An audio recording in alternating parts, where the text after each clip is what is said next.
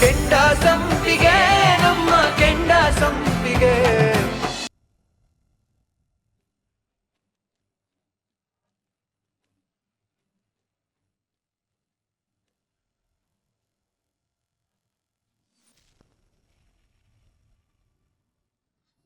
ಅತ್ತೆ, ಮಾವ ಆಫೀಸ್ಗೆ ಹೋಗೋದ್ ಬೇಡ ಅಂತ ನೀವಾದ್ರೂ ತಡಿಬೋದಿತ್ತು ತಾನೆ. ಯಾಕೆ ತಡಿಬೇಕು? ನೀನಂತೂ ಆಫೀಸ್ಗೆ ಹೋಗಲ್ಲ ಅಂತ ಹೇಳಾಯ್ತು. ಆಫೀಸ್ ಕೆಲ್ಸ ಎಲ್ಲ ಯಾರು ನೋಡ್ಕೋತಾರೆ? ಅವ್ರು ತಾನೇ ನೋಡ್ಕೋಬೇಕು. ಅದಕ್ಕೆ ತಡಿಲಿಲ್ಲ. 4 ವರ್ಷದ ಹಿಂದೆ ಕಂಪ್ನಿನ ನನ್ ಕೈಲಿ ನೋಡ್ಕೊಳ್ಳೋದಕ್ ಆಗೋದಿಲ್ಲ, ಅಷ್ಟು ಶಕ್ತಿ ಇಲ್ಲ, ವಯಸ್ಸಾಯ್ತು ನನ್ಗೆ ಅಂತ ಮಾವ ತಾನೇ ಹೇಳಿತು. ಕಂಪ್ನಿ ನೋಡ್ಕೊಳ್ಳೋದು ಮಕ್ಕಳಾಟ ಅಂತ ಅನ್ಕೊಂಡಿದೀರಾ? ಹಾಗ ಅನ್ಕೊಂಡಿದ್ದಿದ್ರೆ 2 ತಲೆಮಾರಿಗಾಗೋ ಅಷ್ಟು ಆಸ್ತಿ ಆಗ್ತಿರ್ಲಿಲ್ಲ. ಆಗಿದೆ ಅಂತ ನೀವ್ ಅನ್ಕೊಂಡಿದೀರಾ, ಆದ್ರೆ ಇವತ್ತು ಮಾವ ಏನಾದ್ರೂ ಎಡವಟ್ಟು ಮಾಡಿದ್ರೆ ನಾವೆಲ್ರೂ ತಲೆ ಮೇಲ್ ಕೈ ಇಟ್ಕೋಬೇಕಾಗತ್ತೆ. ಅಲ್ಲ ಸಾಧನ, ಯಾಕೆ ಬಾಯಿ ಬಿಟ್ರೆ ಬರೀ ಅಪಶಕನೇ ನುಡಿತಾ ಇರ್ತೀಯ? ಇನ್ನೇನ್ ಮಾಡೋದಕ್ಕಾಗತ್ತೆ?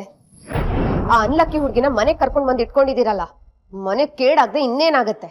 ಒಟ್ನಲ್ಲಿ ನಿನ್ಗೆ ಸುಮ್ಮನ್ನ ಬೈತಾ ಇರ್ಬೇಕು, ಇಲ್ಲ ಅಂದ್ರೆ ತಿಂದನ್ನ ಅರ್ಗಲ್ಲ ಅಲ್ಲ. ನೋಡು, ನನಗೆ ಜಗಳ ಆಡೋದಿಕ್ ಇಷ್ಟ ಇಲ್ಲ.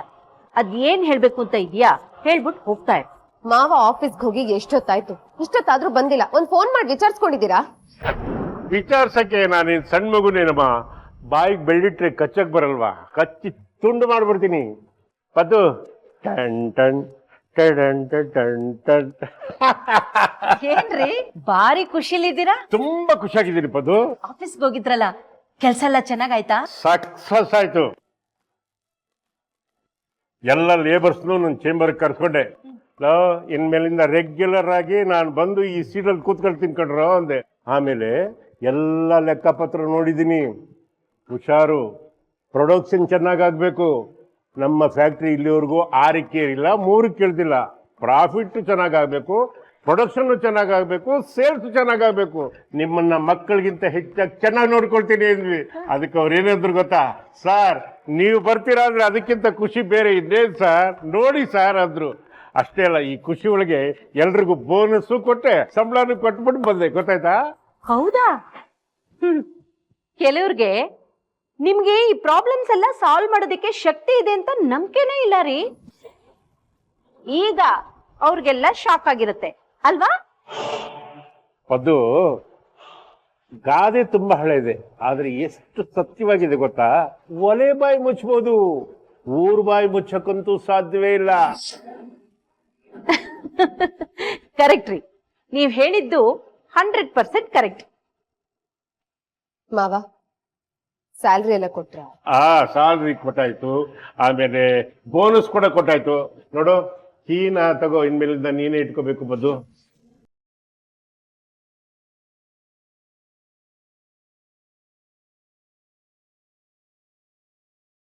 ಏನಾಯ್ತ್ರಿ? ಮಾವ ಏನ್ ಹುಡುಕ್ತಾ ಇದ್ದೀರಾ? ಲಾಕರ್ ಕೀನ ಸಿಗ್ತಾ ಇಲ್ವಾ? ಏನಾದ್ರೂ ಬೇಡಿಸ್ಕೊಂಡ್ ಬಂದ್ರಾ? ಏನಾಯ್ತು ಸರಿಯಾಗಿ ಹೇಳಿ ಮಾವ. ಜ್ಞಾಪಿಸ್ಕೊಳ್ರಿ. ಜ್ಞಾಪಿಸ್ಕೊಳ್ಳೋದೇನೆ, ನಾನು ಬಂದ್ ನೇರ ಕಾರಲ್ಲಿ ಕೂತ್ಕೊಂಡೆ. ಡ್ರೈವರು ಬಾಗಲಾಗದ ಸೀದಾ ಬಂದಿಳಿದೆ. ಅದಕ್ಕಿಂತ ಹಿಂದೆ ಹೋಯ್ತು ಅಂತಂದ್ರೆ ಮಾವ, ಮಾವ ಲಕ್ಷಾಂತರ ರೂಪಾಯಿ ಇರುವಂತ ಲಾಕರ್ ಕೀ ಅದು. ಆಫೀಸಲ್ಲಿ ಏನಾದ್ರೂ ಬಿಟ್ಟು ಬಂದಿದ್ದೀರಾ? ಅಲ್ಲಿ ಬೇರೆ 10 ಜನ ಓಡಾಡ್ತಾರೆ. ಅಯ್ಯೋ ದೇವ್ರೆ, ಏನಾದ್ರೂ ಎಡವಟ್ಟಾಗೋಗ್ಬಿಟ್ರೆ ಏನ್ ಮಾಡೋದು? ಬಾಯಿ ಮುಚ್ಕೊಂಡು ಸ್ವಲ್ಪ ಸುಮ್ಮನೆ ಇರೋದು ಕಲ್ತ್ಕೊಳಮ್ಮ. ಮೊದಲೇ ನಾನು ಟೆನ್ಷನ್ ಇದ್ದೀನಿ, ಮತ್ತಷ್ಟು ಟೆನ್ಷನ್ ಕೊಡ್ಬೇಡ. ನಾನು ಸ್ಯಾಲ್ರಿ ಕೊಟ್ಟೆ, ವೇದು ಕೈಲಿ ಬೋನಸ್ ಎಲ್ಲ ಕ್ಲಿಯರ್ ಮಾಡ್ಬಿಡು ಅಂತ ತೆಗೆದುಕೊಟ್ಟು ಲಾಕ್ ಮಾಡಿದೆ. ಅಷ್ಟೊತ್ತು ಕರೆಕ್ಟಾಗಿ ಲಾಕ್ನ ಟೇಬಲ್ ಮೇಲಿಟ್ಟೆ. ಶಂಕರು ಫೋನ್ ಬಂತು, ಮಾತಾಡ್ಕೊಂಡು ಹಂಗೆ ಬಂದ್ಬಿಟ್ಟೆ ನಾನು. ಅಲ್ಲೇ ಬರ್ಕೊಂಡ್ಬಿಟ್ಟಿದ್ದೀನಿ. ನೀವ್ ಯಾಕ್ರೆ ಹೋಗ್ತೀರಾ? ಒಂದ್ ಫೋನ್ ಮಾಡಿ ಸಾಕು. ನಿನ್ಗದೆಲ್ಲ ಅರ್ಥ ಆಗಲ್ಲ, ಬಾಯಿ ಬಿಟ್ಕೊಂಡು ಸುಮ್ಮನೆ ನಿಂತ್ಕೋ. ಮಾವ, ಅತ್ತೆ ನಾನ್ ನಿಮ್ಗೆ ಮೊದ್ಲೇ ಹೇಳ್ದೆ ಮಾವಂಗ್ ಮರುವು ಆಫೀಸ್ ಕಳ್ಸ್ಬೇಡಿ ಅಂತ. ನೋಡಿ ಏನ್ ಎಡವಟ್ಟಾಗಿ ಕೂತಿದೆ ಅಂತ. ನನ್ ಮಾತ್ ಯಾರು ಕೇಳ್ತೀರಾ? ನೋಡಮ್ಮ, ಮೊದಲೇ ನನ್ಗೆ ಟೆನ್ಷನ್, ಅದ್ರಲ್ಲಿ ಮತ್ತಷ್ಟು ಟೆನ್ಷನ್ ಕೊಡ್ಬೇಡಿ. ಗೊತ್ತಾಯ್ತಾ? ಆಫೀಸ್ ಕೀ ಮರ್ತು ಬಂದಿರೋದು ನಾನು ಹೋಗಿ ತಗೊಂಡ್ಬರ್ತೀನಿ. ಗೊತ್ತಾಯ್ತಾ? ಅತ್ತೆ ಸೊಸೆ ಇಬ್ರು ಜುಗಲ್ ಬಂದಿ ಹಾಡಬೇಡಿ, ಸಾಕು.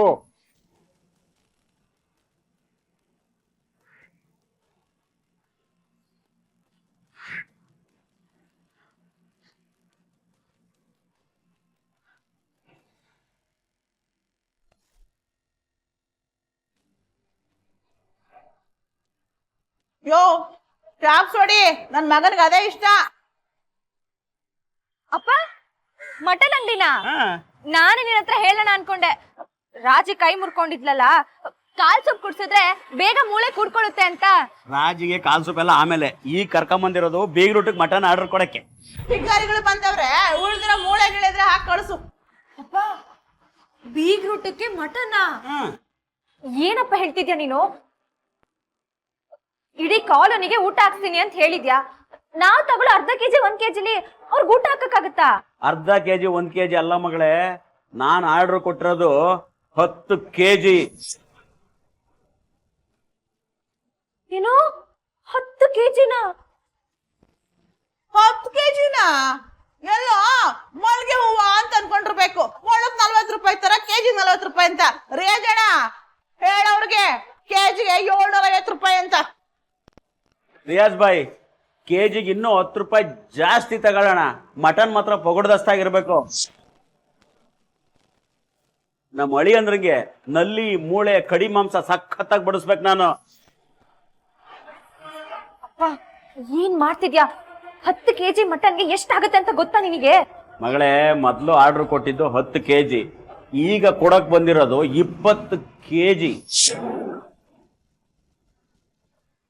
ವಾ ಕೂರಿನೇ ಓಡಿಸೋ ಯೋಚನೆ ಇದ್ದಂಗದೆ. ಎಲ್ಲೋ ಕಾಸ್ನ ಅಮ್ಕೊಂಡಿರ್ಬೇಕು. ಅಮುಕ್ಕೊಳ್ಳೋದು, ಕಿತ್ಕೊಂಡ್ ತಿನ್ನೋದು, ಬಡ್ಕೊಂಡ್ ಬಾಯಿಗೆ ಕಳೋದೆಲ್ಲ ನಿಮ್ಮಂತವ್ರಿಗೆ ವಿಜಯಮ್ಮ. ನಮ್ಮಂತವ್ರಿಗೆಲ್ಲ ತಿಳ್ಕೊಂಬಿಡು. ನೀಚ್ ಮನಸ್ಸಿನವ್ರಿಗೆ ಇಂಥ ನೀಚ್ ಬುದ್ಧಿಗಳು ಬರೋದು. ನೋಡಿ ವಿಜಯಮ್ಮ, ನಾಳೆ ಇಡೀ ಕಾಲೋನಿಗೆ ಮಟನ್ ಊಟ ಹಾಕ್ಸ್ತಾ ಇದ್ದೀನಿ. ಬಿಟ್ಟಿ ಸಿಕ್ತು ಅಂತ ನೀನು ನಿನ್ನ ಮಗ ಬಂದು ಕಪ್ಪಡಿಸ್ಬಿಟ್ಟಿರ. ನಿನಗೂ ನಿನ್ನ ಮಗನಿಗೂ ನಮ್ಮನೆ ಅನ್ನೋದು ಋಣ ಇಲ್ಲ, ತಿಳ್ಕೊಂಬಿಡು. ರಿಯಾಜ್ ಬಾಯ್, ತಗೊಳ್ಳಿ ಅಡ್ವಾನ್ಸು. ಮಟನ್ನು ಸಖತ್ತಾಗಿ ಮಗಳೇ ಬಾರವ. ಅಲ್ಲ ಕಣಪ್ಪ, ಅಷ್ಟೊಂದು ದುಡ್ಡು ಎಲ್ಲಿಂದನಪ್ಪ ಬಂತು ನಿಂಗೆ? ಸಾಲ ಏನಾದ್ರೂ ಮಾಡಿದ್ಯಾ ಹೇಗೆ? ನಮ್ಮ ಅಳಿ ಅಂದ್ರೆ ಇರುವಾಗ ಸಾಲ ಯಾಕವ್ ಮಾಡ್ಲಿ? ಅಂದ್ರೆ ನಾನು ಅರ್ಧ ಕೆಜಿನೋ 1 ಕೆಜಿನೋ ತಂದು ಅಳಿ ಅಂದ್ರಿಗೆ ಊಟ ಕಳ್ಸೋಣ ಅಂತಿದ್ದೆ ಕಣವ. ಅಳಿ ಅಂದ್ರು ಮಾಡೋದು ಮಾಡ್ತೀರಾ, ಕಾಲೋನಿಗೆ ಊಟ ಹಾಕ್ಸ್ಬಿಡಿ ಅಂತ ದುಡ್ಡು ಕೊಟ್ರು ಕಣವ. ನಾನೇನ್ ಕೇಳಲಿಲ್ಲಪ್ಪ, ಅವರೇ ಬಲವಂತ ಕೊಟ್ರು ಮಗಳೇ.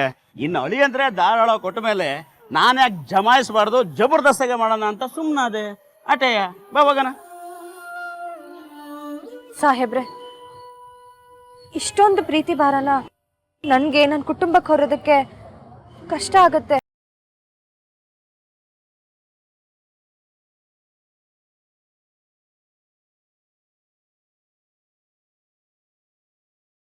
ವೇದ, ಹೇ ವೇದ.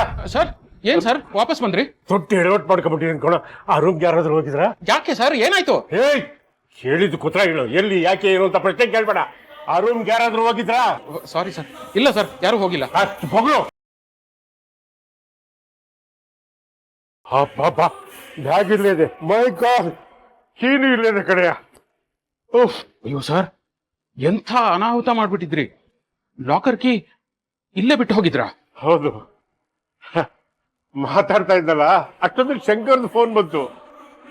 ಮಾತಾಡ್ತಾ ಕೀನು ಬ್ಯಾಗ್ ಇಲ್ಲೇ ಬರ್ಸ್ಬಿಟ್ಟು ಹಂಗೆ ಹೊರಟೋಗ್ಬಿಟ್ಟೆ. ಅಯ್ಯೋ ಸರ್, ಲಾಕರ್ನ ಒಂದ್ಸರಿ ಚೆಕ್ ಮಾಡ್ಬಿಡಿ ಸರ್, ಕ್ಯಾಶ್ ಎಲ್ಲ ಕರೆಕ್ಟ್ ಆಗಿದೆಯಾ ಅಂತ. ಸರಿ ಇರುತ್ತೆ ಬಿಡಯ. ಸರ್, ಫಸ್ಟ್ ಟೈಮು ಎಲ್ಲಾರನ್ನೂ ಆಫೀಸಿಗೆ ಕರ್ಸಿದ್ದೀರಾ, ಜೊತೆಗೆ ಅವ್ರನ್ನೆಲ್ಲ ಇಲ್ಲೇ ಕೂರ್ಸಿ ಮಾತಾಡಿದ್ರೆ. ಅಯ್ಯೋ ಸರ್, ಚೆಕ್ ಮಾಡಿ ಸರ್, ಏನಾದ್ರೂ ಹೆಚ್ಚು ಕಡಿಮೆ ಆದ್ರೆ ಏನ್ ಗತಿ? ವೇದ, ಅವರೆಲ್ಲ ನಮ್ ಲೇಬರ್ಸ್ ಕಣೆಯ. ಅವ್ರ ಮೇಲೆ ಸುಖ ಸುಮ್ಮನೆ ಅನುಮಾನ ಪಡೋದು ತಪ್ಪಾಗುತ್ತೆ, ನಿಂಗೆ ಗೊತ್ತಾಗಲ್ಲ. ಇದು ಹಣಕಾಸಿನ ವ್ಯವಹಾರ. ಯಾರ ಮನಸ್ಸು ಹೇಗೆ ಬದಲಾಗುತ್ತೋ ಅಂತ ಯಾರಿಗೂ ಗೊತ್ತಾಗೋದಿಲ್ಲ ಸರ್. ಈಗಿನ ಕಾಲದಲ್ಲಿ ಯಾರು ನಂಬಕ್ಕಾಗಲ್ಲ ಸರ್. ನೀನು ಹೇಳೋದು ಸರಿ ಅನ್ಸುತ್ತೆ. ಯಾವುದಕ್ಕೂ ಒಂದ್ಸತಿ ಚೆಕ್ ಮಾಡೋದ್ರಲ್ಲಿ ಏನು, ಚೆಕ್ ಮಾಡೇ ಬಿಡ್ತೀನಿ.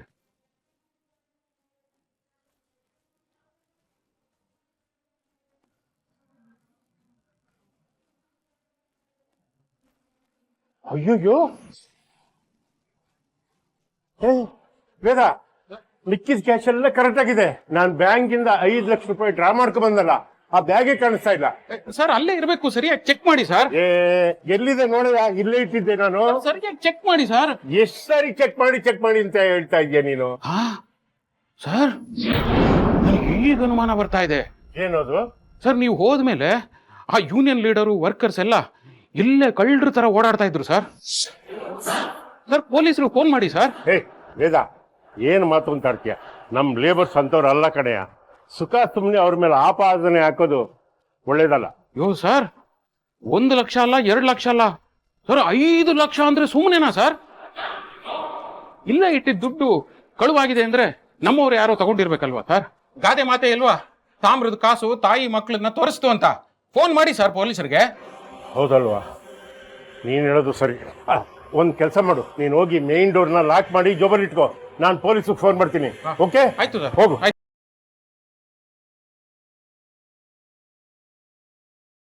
ಸಾಹೇಬ್ರ, ಬೀಗ್ ರೂಟಿಗೆ ನೀವ ರೊಕ್ಕ ಕೊಟ್ಟಿರಂತ?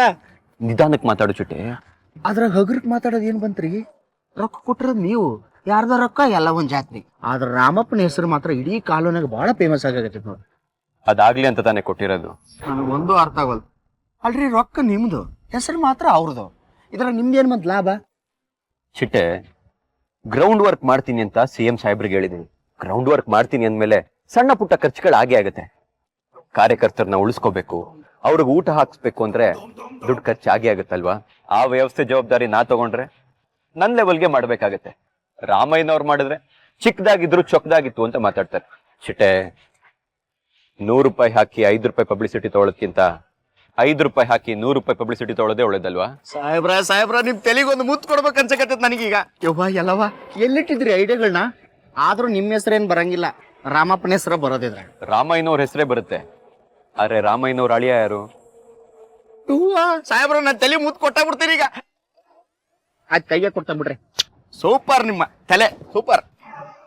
ನಿಮ್ ಜೋಡಿ ಏನಾದ್ರು ನಾನೊಂದು 10 ವರ್ಷ ಇದ್ಬಿಟ್ರೆ ನನ್ ವಿರುದ್ಧನೇ ಕಂಟೆಕ್ಟ್ ಮಾಡ್ತೀಯಾ? ಯಪ್ಪ, ಅಯ್ಯೋ ಯವ್ವ ಎಲ್ಲವ್ವ, ಆ ದುಸ್ಸಾಹಸಕ್ ನಾನ್ ಕೈ ಹಾಕೋದಿಲ್ರಿ ಸಾಹೇಬ್ರ. ಆಮೇಲೆ ನಾನ್ ಖರ್ಚು ಮಾಡ್ಬೇಕಾಕತಿ, ನೀವು ಪ್ರಚಾರ ಮಾಡ್ಬೇಕಾಕತಿ.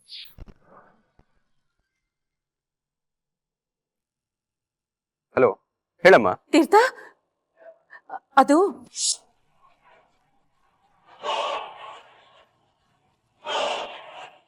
ನೀನು ಒಂದ್ ಸ್ವಲ್ಪ ಆಫೀಸ್ ವರ್ಗೂ ಹೋದ್ರೆ ಚೆನ್ನಾಗಿರುತ್ತೆ. ಹೋಗ್ಬಾರೋ ಪ್ಲೀಸ್. ಅಮ್ಮ, ಅಪ್ಪಂಗ ಆಫೀಸ್ ಹೋಗ್ಬೇಡ ಅಂತ ಹೇಳಿದೆ ತಾನೆ, ಮತ್ ಯಾಕೆ ಹೋದ್ರು? ಸರಿ ಅಮ್ಮ, ನಾನು ಇವಾಗ್ಲೇ ಹೋಗ್ತೀನಿ. ಸರಿ ಚಿಟ್ಟೆ, ನಾ ಆಫೀಸ್ ಹತ್ರ ಹೋಗ್ಬಿಡ್ತೀನಿ.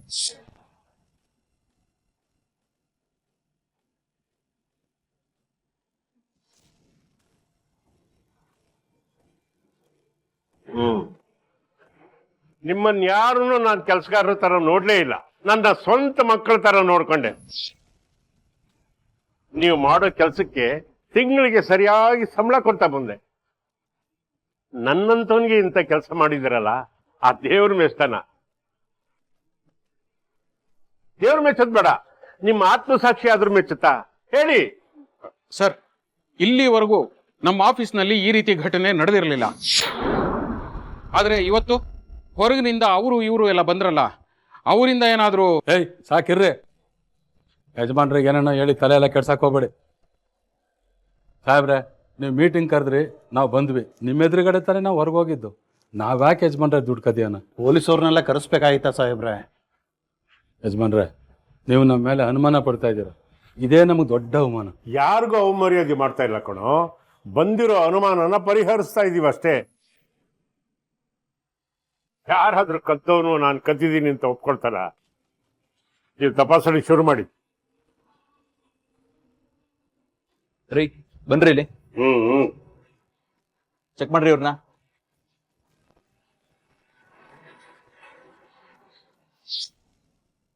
ಹೋಗಿ ನಾಗಮ್ಮ, ಚೆಕ್ ಮಾಡಿ ಇವ್ರನ್ನ.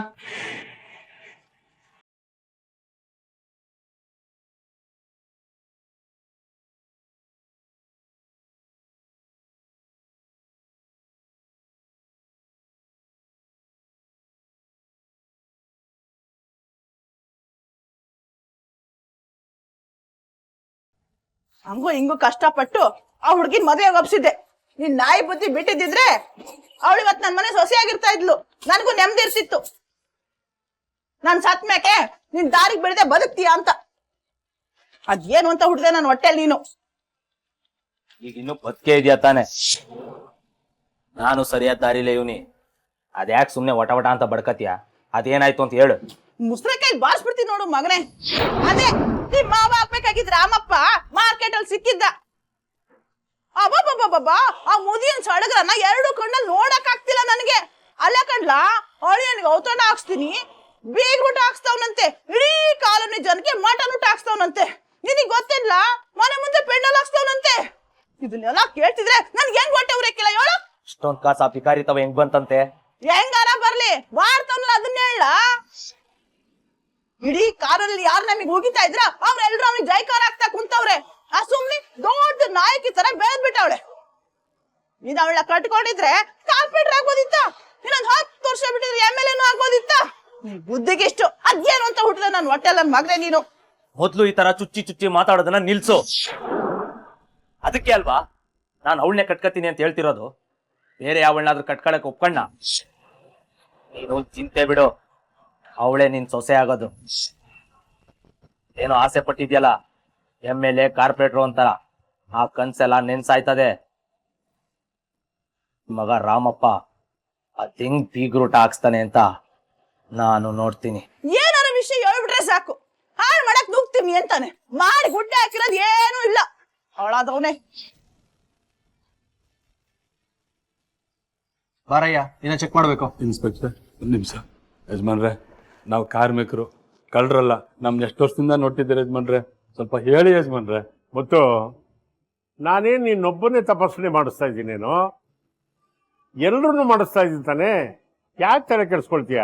ಯಜಮಾನ್ರೆ, ಎಷ್ಟು ವರ್ಷದಿಂದ ನಿಮ್ಮ ಫ್ಯಾಕ್ಟ್ರಿನಲ್ಲಿ ನಾವು ಕೆಲಸ ಮಾಡ್ತಾ ಇದ್ದೀವಿ, ನಮ್ಮ ಮೇಲೆ ಅನುಮಾನ ಪಡ್ತೀರಲ್ಲ ಯಜಮಾನ್ರೆ. ಯೋ ನಿಂತ್ಕೊಳ್ಳಿ ಸುಮ್ಮನೆ, ತಿರ್ಗಿ ಆ ಕಡೆ. ಯಜಮಾನ್ರೆ, ನಾವು ಅಂತವ್ರಲ್ಲ ಯಜಮಾನ್ರೆ, ಎಷ್ಟು ವರ್ಷದಿಂದ ನಮ್ಮನ್ನು ನೋಡ್ತಾ ಇದ್ದೀರಾ, ತಾವು ಅರ್ಥ ಮಾಡ್ಕೊಳ್ಳಿ ಯಜಮಾನ್ರೆ. ತಿರ್ಗಾ ಚೆಕ್ ಮಾಡ್ತೀನಿ.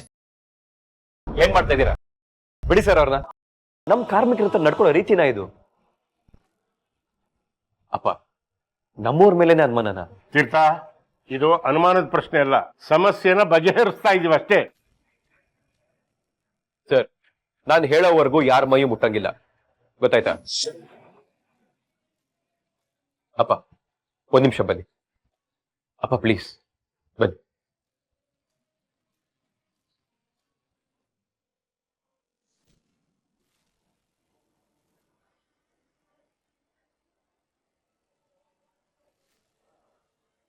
ಏನಪ್ಪ, ನಮ್ಮವ್ರ ಮೇಲೆ ಅನುಮಾನ ಪಡ್ತೀರಲ್ಲ? ಎಲ್ಲ ಹೋಗಿ ಲಾಕರ್ ಅಲ್ಲಿ ಎಷ್ಟು ಹಣ ಇತ್ತು, ಎಷ್ಟು ಕಳ್ತನ ಆಗಿದೆ ಹೇಳಿ. ನೋಡೋ, ಲಾಕರ್ ಅಲ್ಲಿ ಎಷ್ಟಿತ್ತು ಅದೆಲ್ಲ ಅಕೌಂಟಲ್ಲಿ ಇದೆ, ಅದು ವೇದನೆ ಗೊತ್ತು. ನಾನು ಮಾತ್ರ ಬ್ಯಾಂಕಿಂದ ಬರ್ಬೇಕಾದ್ರೆ 5 ಲಕ್ಷ ರೂಪಾಯಿನ ಡ್ರಾ ಮಾಡ್ಕೊಂಡು ಬಂದು ಬ್ಯಾಗ್ ಸಮೇತ ಒಳಗಡೆ ಇಟ್ಟೆ. ಬೇಕಾದ್ರೆ ವೇದನ್ ಕೇಳು. ವೇದವ್ರೆ ಬನ್ನಿ.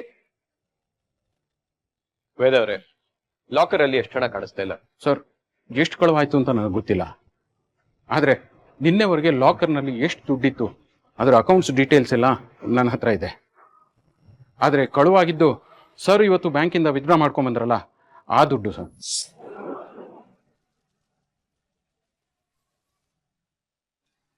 ಅಪ್ಪ, ಎಲ್ಲ ಹೋಗ್ಲಿ, ನೀವು ಚೆನ್ನಾಗಿ ನೆನ್ಪು ಮಾಡ್ಕೊಳ್ಳಿ. ಬ್ಯಾಂಕಿಂದ ಹಣನ ಆಫೀಸಿಗೆ ತಂದ್ರ ಎಷ್ಟು ಸರಿ ಪಡ್ಕೊಳ್ಳೋ ನಿನಗೆ? ನಾನು ತಗೊಂಬಂದಿದ್ದೆ. ಲಾಕರ್ ಓಪನ್ ಮಾಡಿ ಇವನಿಗೆ ಬೋನಸ್ಸು ಮತ್ತೆ ಸ್ಯಾಲ್ರಿ ಎಲ್ಲ ಕ್ಲಿಯರ್ ಮಾಡೋದಕ್ಕೆ ಅಕೌಂಟ್ ಸೆಕ್ಷನ್ ಕೊಟ್ಬಿಡ್ಬಾ ಅಂತ ಕಳಿಸಿ ನಾನು 5 ಲಕ್ಷ ರೂಪಾಯಿ ಬ್ಯಾಗ್ನ ಒಳಗಡೆ ಇಟ್ಟು ಲಾಕ್ ಮಾಡಿದೀನಿ. ನನಗೆ ಚೆನ್ನಾಗಿ ಜ್ಞಾಪಕ ಇದೆ. ಏನ್ ಕೋಚ್ ತರ ಕೆಳಗೆ ನೋಡ್ತಾ ಇದ್ಯಾ? ಹೇಳೋರಿಗೆ. ಹೌದು ಸರ್, ಡ್ರಾ ಮಾಡ್ಕೊಂಡು ತಗೊಂಬಂದಿದ್ದನ್ನ ಲಾಕರ್ಲಿ ಇಟ್ಟಿದ್ದು ನಾನು ನೋಡಿದೆ.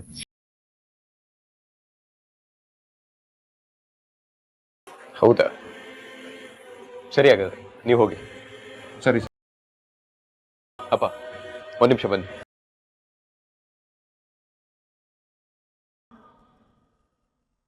ವಿನೋದ್ ಅವರೇ, ಪಾರ್ಕಿಂಗ್ ಅಲ್ಲಿ ಅಪ್ಪನ ಕಾರ್ ಇದೆ, ಕಾರಲ್ಲಿ ಏನಾದ್ರು ಅಮೌಂಟ್ ಇದೆ ಚೆಕ್ ಮಾಡ್ಕೊಂಡು ಬನ್ನಿ, ಬೇಗ ಬೇಗ. ವೇದ ಅವರೇ, ಅಮೌಂಟ್ ಕಳ್ತನ ಆಗಿದೆ ಅಂದ್ಮೇಲೆ ಅದನ್ನ ಕಂಡುಹಿಡಿಯೋದಕ್ಕೆ ಸುಲಭವಾದ ದಾರಿ CCTV. ನೀವು CCTV ಚೆಕ್ ಮಾಡಬಹುದಿತ್ತಲ್ಲ, ಪೊಲೀಸರಿಗೆ ಕಂಪ್ಲೇಂಟ್ ಕೊಡೋ ಅವಶ್ಯಕತೆನೇ ಇರಲಿಲ್ಲ. ಆಕ್ಚುಲಿ 2 ದಿವಸದಿಂದ CCTV ವರ್ಕ್ ಆಗ್ತಾ ಇಲ್ಲ. ನಿನ್ ತಲೆ ರಿಪೇರಿ ಮಾಡ್ಸಕ್ಕೆ ಏನ್ ರೋಗ ನಿನ್ಗೆ? ಸಾರಿ ಸರ್, ಕಂಪ್ಲೇಂಟ್ ಕೊಟ್ಟಿದ್ದೀನಿ, ಇವತ್ತು ಬರ್ತೀವಿ ಅಂತ ಹೇಳಿದ್ದಾರೆ.